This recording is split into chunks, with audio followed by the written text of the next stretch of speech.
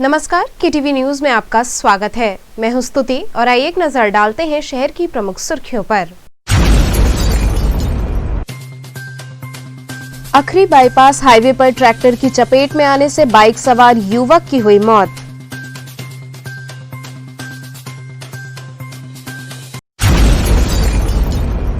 बदायूं में हुई सामूहिक दुष्कर्म व हत्या की घटना से क्षुब्ध आप कार्यकर्ताओं ने प्रदर्शन कर डीएम के माध्यम से राज्यपाल को सौंपा ज्ञापन।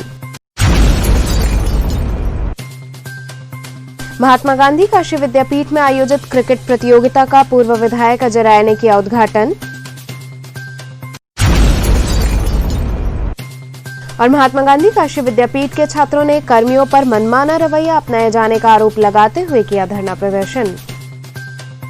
और अब खबरें विस्तार से।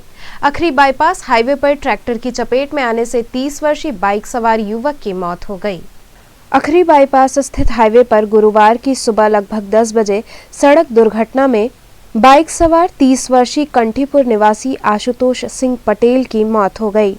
घटना के तुरंत बाद घटनास्थल पर ट्रैक्टर छोड़कर चालक फरार हो गया।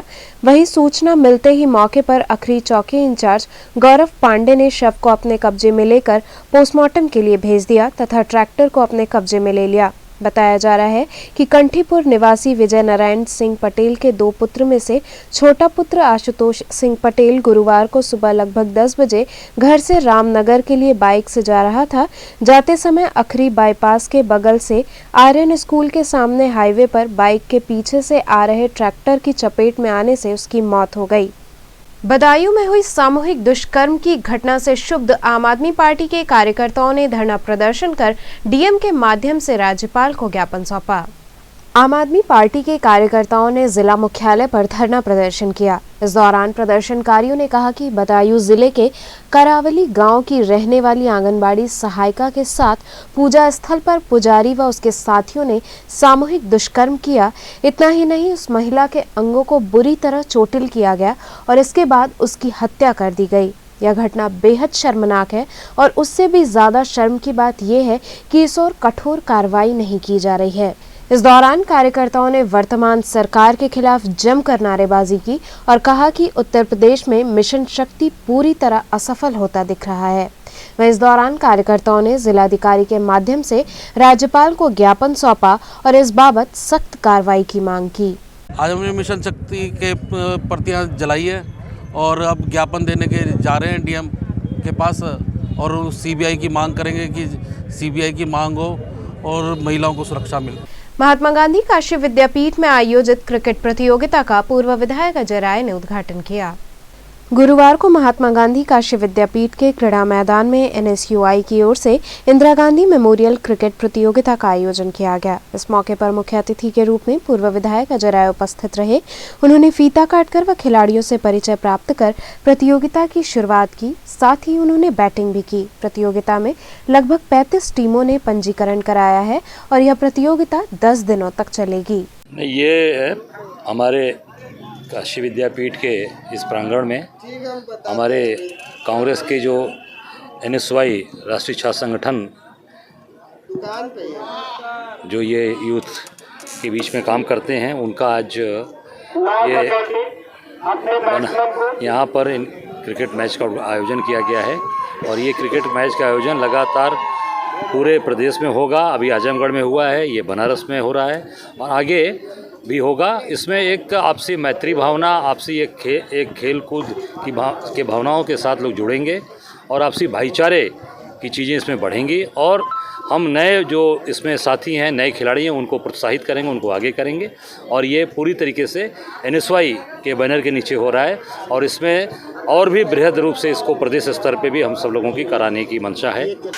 यह Indira Gandhi memorial cricket ball प्रतियोगिता है। इसमें हम सभी की यही मंशा है कि ज़्यादा से ज़्यादा जो हमारा युवा वर्ग है, ज़्यादा से ज़्यादा जो खिलाड़ी हैं, उनको एक मंच प्रोवाइड कराया जाए जिससे कि वो अपनी खेल भावनाओं को प्रोत्साहित करें, साथ ही साथ एक मैत्रीपूर्ण व्यवहार आपस में प्रोत्साहित करें और जो इसका मुख्य थीम है कि जिससे जो भी हमारे खिलाड़ी हैं इनको एक पटल दिया जाए जिससे कि यह आगे बढ़ सके। आप देखेंगे इसमें लगभग 35 से ऊपर टीमों का अभी रजिस्ट्रेशन हो चुका है। आज इसका उद्घाटन है और लगातार जो टीमें हैं वह संपर्क कर रही हैं। हम सभी का यह प्रयास है कि यह जो हो रहा है मैच यह काशी विद्यापीठ के प्रांगण में हो रहा है, इसको उठा करके हम लोग ग्रामीण परिवेशों में लेकर के जाएंगे। जो छात्र, जो खिलाड़ी यहाँ पर नहीं आ सकते, जो ग्रामीण अंचलों में जो हमारी युवा आबादियाँ हैं, जो हमारे युवा तबके के लोग हैं, उन लोगों तक भी हम लोग पहुँचें और ज़्यादा से ज़्यादा भारत के निर्माण में अपने युवा आबादी को ज़्यादा से ज़्यादा प्रोत्साहित करें। महात्मा गांधी काशी विद्यापीठ के छात्रों ने विश्वविद्यालय के कर्मचारियों पर मनमाना रवैया अपनाए जाने का आरोप लगाते हुए धरना प्रदर्शन किया। महात्मा गांधी काशी विद्यापीठ के छात्रों ने विश्वविद्यालय के कर्मचारियों पर लापरवाही और मनमानी का आरोप लगाते हुए धरना प्रदर्शन किया। छात्रों का आरोप है कि वैश्विक महामारी कोरोना में शैक्षणिक सत्र पिछड़ गया है, वहीं विश्वविद्यालय के कर्मचारियों के द्वारा लगातार लापरवाही बरती जा रही है। विश्वविद्यालय के कर्मचारी ना तो समय से आते हैं और न ही समय से कोई कार्य करते हैं। छात्र अपने कार्य को पूर्ण करने के लिए सुबह 8 बजे से ही विश्वविद्यालय के काउंटर पर लाइन लगाकर खड़े रहते हैं, लेकिन 10 बजे काउंटर खुलने के बाद भी कर्मचारी मौजूद नहीं रहते हैं। बार बार इसकी शिकायत किए जाने के बाद भी कर्मचारियों का रवैया नहीं बदला, जिसके कारण आज हम प्रशासनिक भवन के समक्ष धरना प्रदर्शन कर रहे हैं। इस दौरान छात्रों ने मांग की कि यदि जल्द से जल्द कर्मचारियों के ऊपर कार्रवाई नहीं की जाती है तो हमारा विरोध प्रदर्शन लगातार जारी रहेगा। जैसा कि आप देखे होंगे कि यहाँ छात्र बहुत काफ़ी लेट में आते हैं तो उनको बाहर निकाल दिया जाता है और यहाँ कर्मचारी अपने मनमानी काम कर रहे हैं। कर्मचारी टाइमिंग होती है 10 बजे, आज कितने बजे रहे 11 बजे, 11:30 बजे। कोई मतलब नहीं टाइमिंग की है कि यहाँ से कोई बोलने वाला है नहीं। कोविड-19 के आड़ में अपना काम कर जा रहे हैं, कोई बोल नहीं रहा है। यहाँ पे लड़की यहाँ पे 8:30 जाकर खड़े हो जा रहे हैं, कोई मतलब नहीं बन पा रहा है। दूसरी बात क्या है कि यहाँ क्लासेस की बात हो रही है। जो नए सत्र के छात्र हैं यहाँ क्लास करने आ रहे हैं, उनको सूचना मिल गई कि क्लास चल रही है। जब क्लास करने जा रहे हैं तो वहाँ क्लास चल नहीं रही है, कोई मतलब नहीं बन पा रहा है। और यहाँ हम लोग जब कर्मचारी के पास जाते हैं, कोई काम लेकर जाते हैं तो काम नहीं करते। 1 घंटे बाद, 1.5 घंटे बाद, 2 घंटे बाद मनमानी चल रही है। तो इसलिए हम लोग अधिवेशन में काम कर रहे हैं। हम लोग वहाँ पे मांगे पूरी कर रहे हैं कि हम लोग की मांग पूरी हो जाए। जितना भी यहाँ पे कार्यक्रम कर्मचारी हैं, जो भी अपना सब काम सही से शेड्यूल में करें, और ये हम लोग की मांग है। छात्र एकता जिंदाबाद। जय हिंद, जय भारत। सिगरा शहीद उद्यान पार्क में नगर निगम द्वारा स्वर्गीय पार्षद संजय सिंह डॉक्टर के निधन पर श्रद्धांजलि सभा का आयोजन किया गया। सिगरा नगर निगम स्थित शहीद उद्यान पार्क में स्वर्गीय पार्षद संजय सिंह डॉक्टर के हुए आकस्मिक निधन पर श्रद्धांजलि सभा का आयोजन किया गया। इस मौके पर मुख्य रूप से महापौर मृदुला जायसवाल, पूर्व विधायक अजय राय सहित सभी पार्षद गण उपस्थित रहे। इस दौरान उपस्थित सभी लोगों ने स्वर्गीय संजय सिंह के चित्र पर पुष्प अर्पित किया तथा उन्हें श्रद्धांजलि अर्पित की। वहीं महापौर ने कहा कि इतनी कम उम्र में पार्षद संजय सिंह के आकस्मिक निधन से हम सभी बहुत दुखी हैं। हम सब ईश्वर से उनकी आत्मा की शांति हेतु कामना करते हैं। ये शोक सभा आयोजित की गई है, जिनकी मृत्यु 31 तारीख को आकस्मिक हो गई। हमारे सदन की ये बहुत बड़ी क्षति है, जिसको हम शायद अपने कर्मों से भी पूर्ण नहीं कर सकते हैं। हमारा पार्षद, चाहे वो किसी भी दल का हो, हमारा पार्षद हमारा है और उसके दुख में हम लोग सम्मिलित होने आए हैं। और आप लोग से भी अपेक्षा करते हैं कि आप लोग भी इस दुख में सम्मिलित हो। धन्यवाद। एक और जहां बर्ड फ्लू का संक्रमण तेजी से फैल रहा है, वहीं दूसरी ओर वाराणसी में इनकी बिक्री में कोई कमी नहीं आई है। वैश्विक महामारी कोरोना के बाद अब बर्ड फ्लू का संक्रमण तेजी से पैर पसारने लगा है, जिसके साथ भारत के कई हिस्सों में अलर्ट घोषित कर दिया गया है। राज्य सरकार ने एहतियातन इनकी बिक्री पर भी प्रतिबंध लगा दिया है। वहीं उत्तर प्रदेश के वाराणसी शहर में इसका कोई असर देखने को नहीं मिल रहा है। जहां दुकानदारों की बात करें तो उनका कहना है कि बर्ड फ्लू जैसा कोई बीमारी का असर नहीं है। दुकानदार की माने तो उनका कहना है कि ये अफवाह फैलाई जा रही है। बर्ड फ्लू का असर ना तो हमारे दुकानदारी पर पड़ रहा है और ना ही ग्राहकों पर देखने को मिल रहा है। लगभग 12 साल पहले बर्ड फ्लू आया था। उस समय 20 रुपये किलो इसी दुकान पे 20 रुपये किलो बेच रहा था। स्थिति ये थी कि मैं मुर्गा का दुकान बंद करना पड़ा मुझे, क्योंकि लोग खा रहे थे। और अभी भी ये स्थिति, अभी कल से ज़्यादातर ये स्थिति हो गई है कि लोग अफवाह पे जा रहे हैं कि बर्ड फ्लू वगैरह वगैरह। ऐसा कुछ भी नहीं है। कस्टमर अच्छा सेल किया था कल। और बर्ड फ्लू, जहाँ तक मेरी जानकारी है, बर्ड फ्लू से भारत में कितनी मौतें हुई हैं, कुछ भी नहीं हुआ है। सिर्फ और सिर्फ अफवाह है ये। और हम लोग खुद इसी दुकान पे अगर बर्ड फ्लू होता है मुर्गों में, मैं तो 24 घंटे यहाँ रहता हूँ मुर्गों में, मुझे क्यों नहीं हो जा रहा है बर्ड फ्लू। और हम चाहते हैं कि यहाँ के जो माननीय लोग हैं, चाहे डॉक्टर हैं, ये लोग उनको स्पष्ट करें कि बर्ड फ्लू है क्या, और बर्ड फ्लू चिकन खाने से क्या वाकई में बर्ड फ्लू हो जाता है। यहाँ रुकेंगे एक छोटे से ब्रेक के लिए। आप बने रहिए KTV के साथ।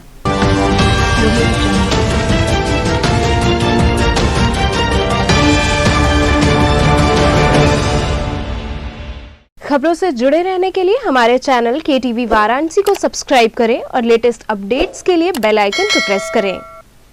मनोरंजन ही मनोरंजन, सुपर फास्ट स्पीड और अनलिमिटेड डाउनलोडिंग के लिए आज ही अपने घर में लगवाएं net on broadband. Net on broadband में फाइबर लिंक और वायरलेस लिंक दोनों की सुविधा उपलब्ध है।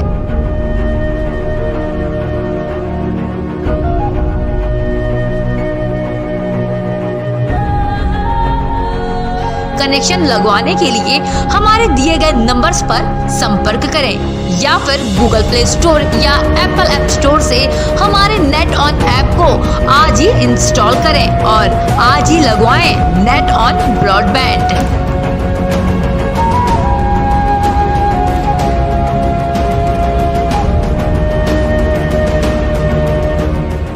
खबरों से जुड़े रहने के लिए हमारे चैनल KTV वाराणसी को सब्सक्राइब करें और लेटेस्ट अपडेट्स के लिए बेल आइकन को प्रेस करें।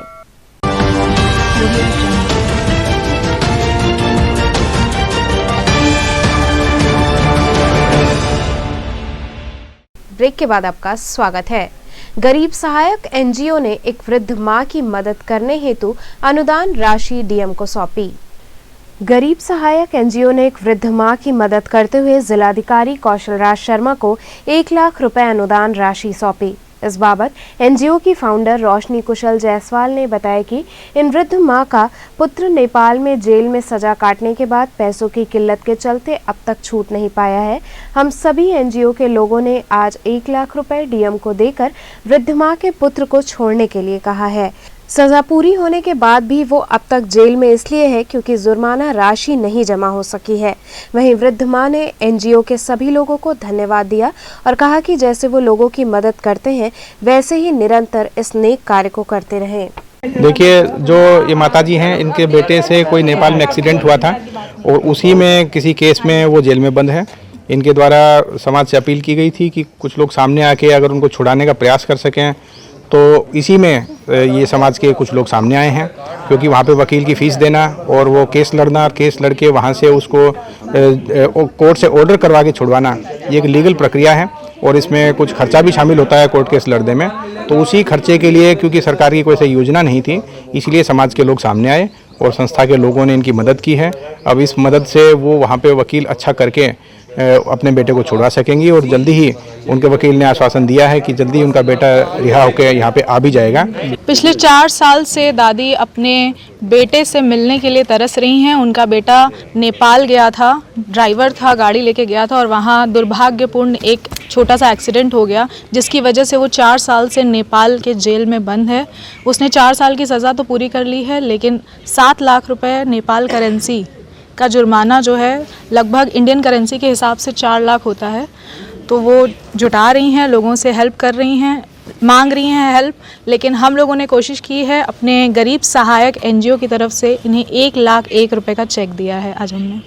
लोकप्रिय जनप्रतिनिधि अजय राय के शस्त्र लाइसेंस निरस्त किए जाने के संदर्भ में कांग्रेस जनों ने IG से मुलाकात कर उन्हें ज्ञापन सौंपा। लोकप्रिय जनप्रतिनिधि, पूर्व मंत्री व पूर्व विधायक अजय राय के शस्त्र लाइसेंस निरस्त होने के संदर्भ में गुरुवार को जिला कांग्रेस कमेटी के प्रतिनिधि मंडल ने पुलिस महानिरीक्षक से मुलाकात की। इस दौरान प्रतिनिधि मंडल ने कहा कि अजय राय 1996 से लेकर 2017 तक विधायक रहे हैं, प्रदेश सरकार में मंत्री रहे और कांग्रेस पार्टी के यूपी में शीर्ष नेताओं में से एक हैं। सन 1991 में पुलिस द्वारा चिन्हित माफिया मुख्तार अंसारी द्वारा इनके बड़े भाई स्वर्गीय अवधेश राय की हत्या कर दी गई, जिसमें ये मुकदमावादी हैं। उन्होंने कहा कि वर्तमान में जो माहौल है वो भयभीत करने वाला है। अजय राय हमेशा ही लोगों की मदद करते हैं और सरकार की जनविरोधी नीतियों के खिलाफ लड़ाई लड़ते हैं। ऐसे में इनकी सुरक्षा की जिम्मेदारी जिला प्रशासन की है, लेकिन व्यक्तिगत द्वेष और सरकार के दबाव में जिला प्रशासन द्वारा सुरक्षा से खिलवाड़ किया जा रहा है और इनके शस्त्र लाइसेंस को निरस्त कर दिया गया है। उन्होंने कहा कि यदि आगे उनकी जानमाल को कोई भी नुकसान होता है तो इसकी पूरी जिम्मेदारी प्रदेश सरकार व जिला प्रशासन की होगी। प्रतिनिधि मंडल ने अजय राय को उचित सुरक्षा व्यवस्था दिए जाने की मांग की। आज बनारस के लोकप्रिय नेता माननीय अजय राज जी का जो सत्ता के दबाव में आकर के माननीय डीएम साहब उनके जो शस्त्र लाइसेंस निरस्त किए कर रहे हैं, उसी संदर्भ में माननीय पुलिस महानिरीक्षक महोदय को हम लोग ज्ञापन देने आए थे। क्या मुकदमा लगाए गए हैं उनको ऊपर? मुकदमे तो राजनीतिक क्षेत्र में तमाम मुकदमे लगते हैं, मगर जब तक उसका निर्णय नहीं होता था तो अपराधी सिद्ध होता नहीं। और मगर मुकदमे अभी विचाराधीन है और उनका शस्त्र लाइसेंस निरस्त किया जाए तो उनकी सुरक्षा व्यवस्था कौन करेगा? सुरक्षा की मांग की आप लोग? हम लोग सुरक्षा की मांग किया है, उनका लाइसेंस निरस्त न किया जाए। जो 5 बार के विधायक रहे हैं और उनका लाइसेंस इस तरह से प्रतिशोध और राजनीतिक दबाव में आकर के जो निरस्त किया जा रहा है, उसी संदर्भ में हम लोग पुलिस महानिरीक्षक महोदय को रामनगर स्थित शास्त्री घाट पुल से आए दिन हो रही आत्महत्या की घटनाओं को रोकने हेतु पुल पर जाली लगाने की मांग की गई। सामने घाट रामनगर स्थित शास्त्रीय पुल पर आए दिन बढ़ रहे आत्महत्या की घटनाओं को देखते हुए रामनगर के नगरपालिका के सभासद संतोष कुमार शर्मा ने सुसाइड पॉइंट बताते हुए वरुणा पुल की तर्ज पर जाली लगाने की मांग की है, जिससे लोगों को सुरक्षा मिल सके। सभासद संतोष शर्मा ने बताया कि यहां पुल खुला होने के कारण आए दिन आत्महत्या की घटनाएं होती रहती हैं, जिसका असर यहां के लोगों पर भी पड़ रहा है। घर में रहने वाले बच्चे एवं अभिभावक हमेशा डरे सहमे रहते हैं। इस बात को लेकर मैंने विधायक सौरभ श्रीवास्तव, एमएलसी लक्ष्मण आचार्य को भी अवगत कराया था। पुल के दोनों तरफ रामनगर थाने एवं लंका थाने के सिपाही भी इन घटनाओं से परेशान होते हैं। हर दूसरे तीसरे दिन जो है कि कोई न कोई व्यक्ति इस पुल पर से कूद जाता है और बिना सोचे समझे अनानाहक जनता भी परेशान होती है और प्रशासन भी परेशान होती है। और इसको देखते हुए हम लोगों ने जाली लगाने की मांग की थी। भारतीय जनता पार्टी के कार्यकर्ताओं के साथ हमने जाली लगाने की मांग की और जाली लगाने की मांग करते हुए हम चाहते हैं कि वरुणा तर्ज पर, वरुणा के पुल पर जो जाली लगाया गया उस तर्ज पर यहाँ भी जाली लगाया जाए, जिससे जो है कि लोगों की सुरक्षा हो सके।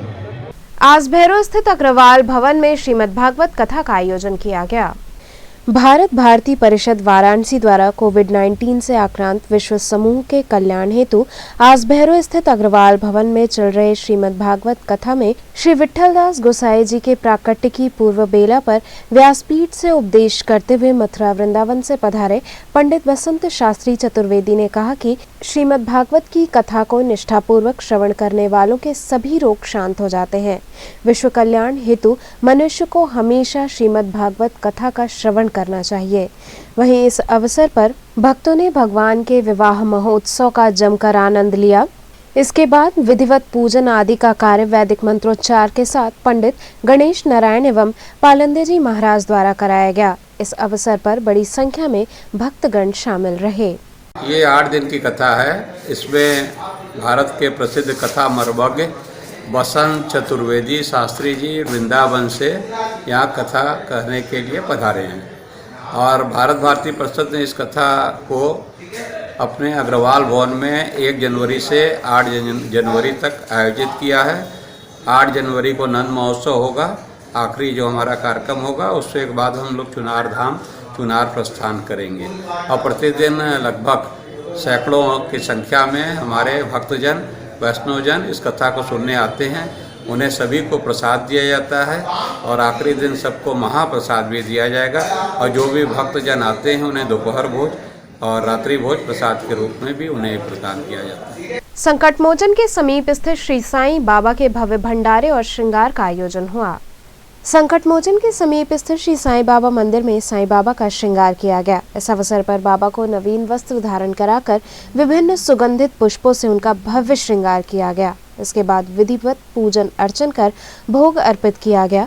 इस दौरान भंडारे का भी आयोजन हुआ। वहीं इस अवसर पर बड़ी संख्या में श्रद्धालुओं ने बाबा की मनोहारी झांकी का दर्शन पूजन कर सुख समृद्धि की कामना की, साथ ही प्रसाद भी ग्रहण किया।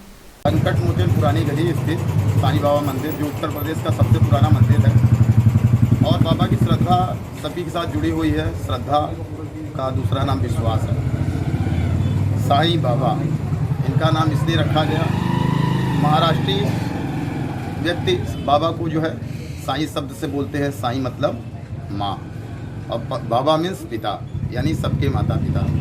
यह 1986 से मंदिर स्थापना की गई है और सन 90 से यहाँ बाबा का विशाल भंडारा का कार्यक्रम आयोजित किया जा रहा है। आज एक ऐसा दिन आ गया है जब ये विशाल रूप ले चुका है। तो चलते चलते पुनः एक नजर डालते हैं शहर की प्रमुख सुर्खियों पर। अखरी बाईपास हाईवे पर ट्रैक्टर की चपेट में आने से बाइक सवार युवक की हुई मौत।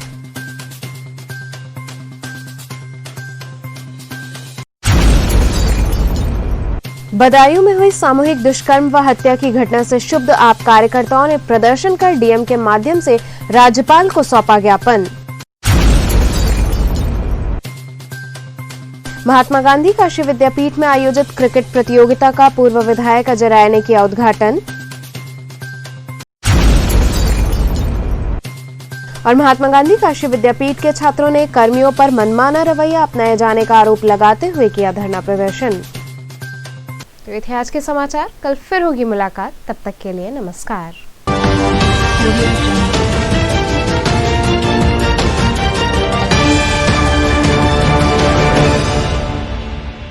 खबरों से जुड़े रहने के लिए हमारे चैनल KTV वाराणसी को सब्सक्राइब करें और लेटेस्ट अपडेट्स के लिए बेल आइकन को प्रेस करें।